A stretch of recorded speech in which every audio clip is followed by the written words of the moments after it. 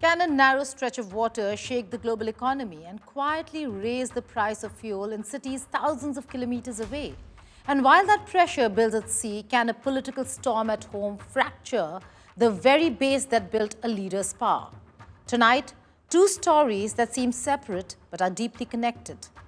One unfolds in the Strait of Hormuz, where a US-led blockade targeting Iranian-linked traffic is sending shockwaves through global energy markets, threatening supply chains, and putting countries like India under direct economic stress. The other plays out in Washington, D.C., where Donald Trump, once seen as a defender of Christianity, is facing backlash from his own supporters after a controversial AI image triggered accusations of blasphemy. One story is about oil, trade, and economic vulnerability. The other is about faith, power, and political limits. One tests how much pressure nations can absorb. The other reveals how quickly loyalty can crack. Hello and welcome. You're watching Statecraft with me, Geeta Mohan.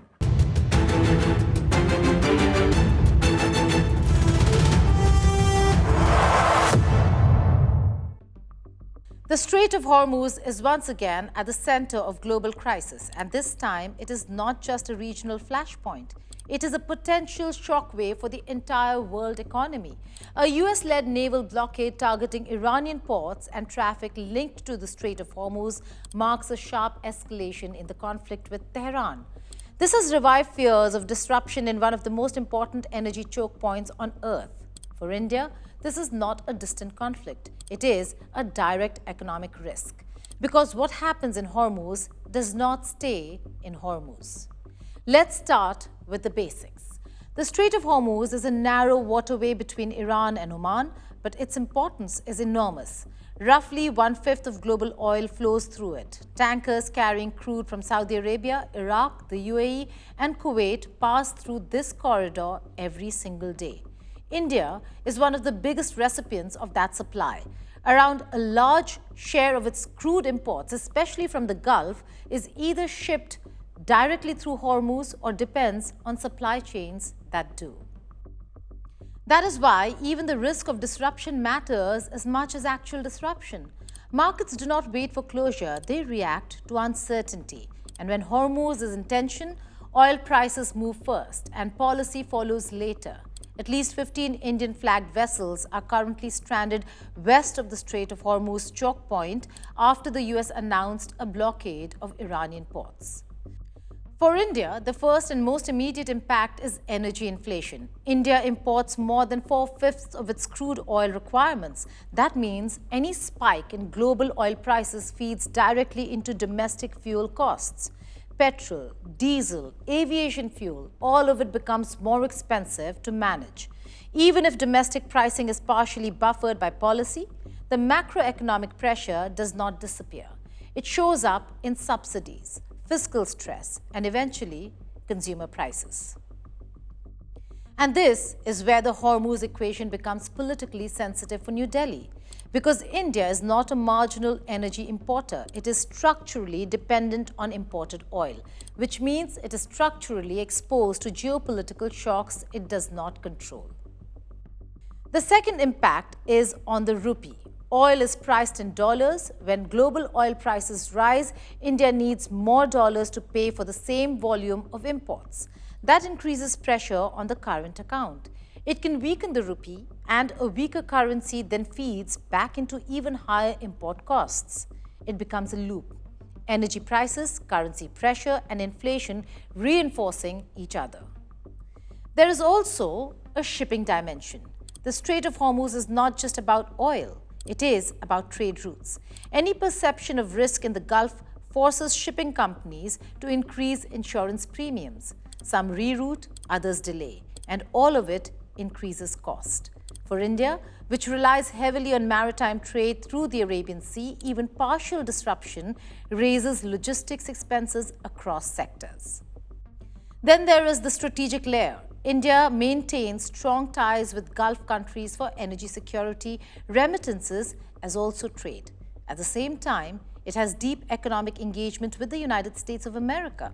If US pressure on Iran escalates in the form of tighter maritime enforcement or blockade-style measures, India finds itself in a delicate position, balancing energy needs with geopolitical alignment. Because India does not control the strait, but it cannot ignore it either. It sits at the receiving end of decisions taken far outside its immediate region. Historically, India has tried to diversify its energy sources to reduce this vulnerability. Investments in strategic petroleum reserves, increased imports from Russia in recent years, and efforts to expand renewable energy all reflect that direction. But diversification does not eliminate dependency in the short term. In a sudden Hormuz shock scenario, alternatives cannot fully replace Gulf supply. And this is the core risk, not long-term dependence, but short-term inflexibility. Energy systems do not adjust overnight. They react under pressure. And Hormuz tensions are precisely the kind of pressure that exposes structural constraints. Financial markets also respond quickly. India's stock markets are sensitive to global oil movements. Energy-heavy indices, aviation stocks, logistics companies all feel the impact first. Foreign portfolio flows can also tighten if global risk sentiment shifts, because Hormuz tension is not viewed as a local conflict. It is viewed as systemic risk.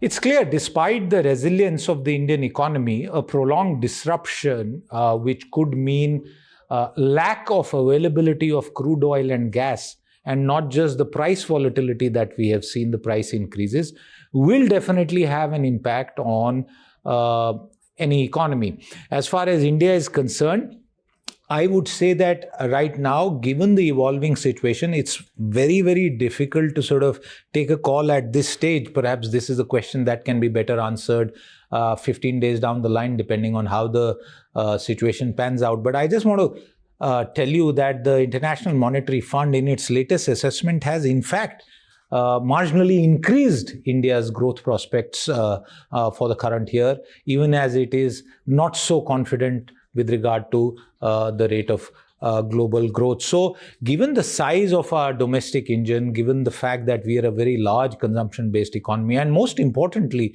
look at it over the past 6-7 weeks, what has the government done? It has protected sectors of the economy. Gas availability has been ensured. There are no cutbacks. There have been no lockdowns. There have been no rationing in that sense, although there has been curtailment and tweaking of certain aspects with regard to gas. And that shows that our economy can perhaps withstand this, but we will have to see how badly availability gets impacted. And remember, in all of this, if the Strait of Hormuz gets blocked completely, other sources, including particularly Russian crude oil, will keep coming in and will hopefully help us overcome this situation.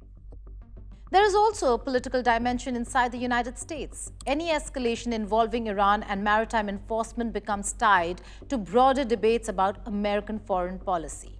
Under President Trump, a more aggressive posture toward Iran-linked shipping is interpreted by markets as higher volatility risk, not just for the Middle East or West Asia, but for global supply chains that depend on it.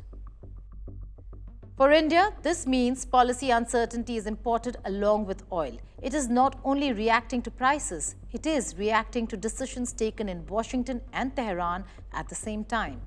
That dual dependency increases the complexity of planning, both for government and for industry. But perhaps the most important point is this. The Strait of Hormuz is not just a geopolitical location, it is a pressure valve for the global economy. When it tightens, everything downstream feels it: energy, inflation, currency, trade, and growth. For India, the exposure is structural, not temporary, not accidental, structural. Because as long as Gulf oil remains central to India's energy mix, Hormuz will remain a key vulnerability point in its economic security architecture.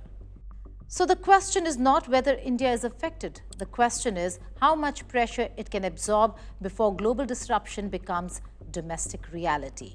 And in a world where a narrow waterway can influence the price of fuel in Delhi, Mumbai, and beyond, the Strait of Hormuz is no longer just a regional headline. It is a reminder that in today's global system, geography is not local. It is interconnected, and a blockade or even the threat of one does not stay at sea. It travels through oil markets, through currencies, and ultimately into the everyday cost of living for millions. India makes a strategic breakthrough in Sri Lanka, securing a controlling stake in Colombo dockyard through Mazagaon dock shipbuilders. This move signals a major shift in India's maritime ambitions and regional influence. For more on the geopolitical implications and what this means for the Indian Ocean, let's go to this report.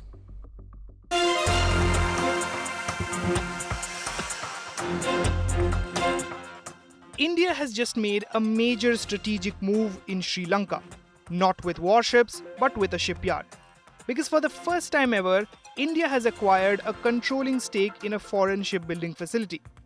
The company at the center of this is Mazagaon Dock Shipbuilders Limited, the Mumbai-based shipyard known for building India's submarines and frontline warships. It has now taken a 51% stake in Colombo Dockyard PLC, Sri Lanka's largest and most established shipbuilding and repair facility. Along with that, the Dredging Corporation of India has signed an MOU with the same dockyard for dry docking, repairs and fleet upgrades, which will further deepen operational integration. This is not just a business deal, it's a geopolitical signal. Colombo Dockyard sits right inside the port of Colombo, one of the busiest maritime routes in the world, connecting Asia, Africa and Europe. Control over this facility gives India something it has long needed, a strategic foothold in the Indian Ocean's commercial shipping network. But why now? Because the previous majority stakeholder, Japan's Onomichi Dockyard Co. Limited, exited the project, leaving the Sri Lankan yard financially vulnerable and looking for a new partner. Nearly 40 global players showed interest. India won. And it did so with a phased investment of around 452 crore rupees. First taking a 41.7% stake and then increasing it to 51% through an open offer. Now here's where it gets interesting. This move fits directly into India's long-term maritime ambition to become a global shipbuilding and logistics power under its Maritime Vision 2047. But there's also a bigger strategic picture. China has had a strong presence in Sri Lanka for years, most notably through its 99-year lease of Hambantota port. That project became a symbol of Beijing's growing influence in the region. India's response? Not confrontation, but competition. Step by step, India is building its own presence. From fuel infrastructure through Indian Oil to port operations via Adani ports and now shipbuilding and repair capabilities through Mazagaon Dock, it's a layered strategy. Because control over ports is one thing, but control over ship repair, logistics and maritime services, that's long-term influence. There's also a practical angle. Indian ports are often more expensive and less capable of handling large vessels compared to Colombo. So by investing in Sri Lanka, India is also reducing its dependence on foreign facilities for its own trade. It's about efficiency, it's about supply chains, and yes, it's about strategy. Because in today's world, maritime power isn't just about navies. It's about who controls the infrastructure that keeps global trade moving. And with this move, India is quietly but decisively expanding its footprint in the Indian Ocean. With Farhan Khan, Bureau Report, India Today Global. Trump has got himself into a lot of controversies, but this time he might have outdone himself. He's taken the term God complex to another level. He, in a way, went to war with the Catholics, and as history tells us, it has never ended well for anyone. President Trump, who built his entire political empire on being Christianity's great defender, who won 56% of Catholic voters in 2024, posted an AI image of himself as Jesus Christ on Orthodox Easter Sunday, then deleted it, then told the press he thought he was a doctor in a white robe with a halo and glowing healing hands. His own base called it blasphemous. Did you post that picture of yourself depicted as Jesus Christ? Well, it wasn't depicted. It was me. I did post it, and I thought it was me as a doctor, and it had to do with Red Cross as a Red Cross worker there, which we support. And only the fake news could come up with that one. So I just heard about it, and I said, "How did they come up with that?" it's supposed to be me as a doctor making people better, and I do make people better. I make people a lot better. As an example, the 11,000, I understand your husband's going through treatment.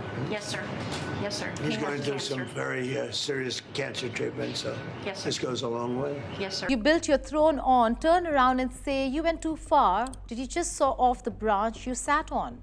When your strongest supporters call you blasphemous, what does that tell you? It tells you that you crossed a line even loyalty cannot erase. It tells you the alarm bells are real. These are not critics from the left. These are his own people. Christian conservatives, MAGA loyalists, the same voices that defended him for years. These are not enemies. These are the people who spent years defending him on camera, at rallies, on podcasts, and they used the word blasphemy. Not a bit much, not poor optics. Blasphemy. When your most loyal defenders draw the line, that line is real. A Marist poll taken the day after the image dropped found 72% of US Catholics viewed it negatively. His explanation?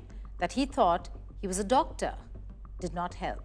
Conservative commentator Cam Higby summed up the mood perfectly, and I quote, "Blasphemy from the Oval Office is not a funny troll." Trump won Catholics in 2024 by 56 to 42%. That margin was not an accident. It was years of religious liberty commissions, anti-abortion policy, and positioning himself as the only thing standing between Christianity and a godless left. One AI image put all of that goodwill into a blender. Trump already posted himself as Pope after Pope Francis' death.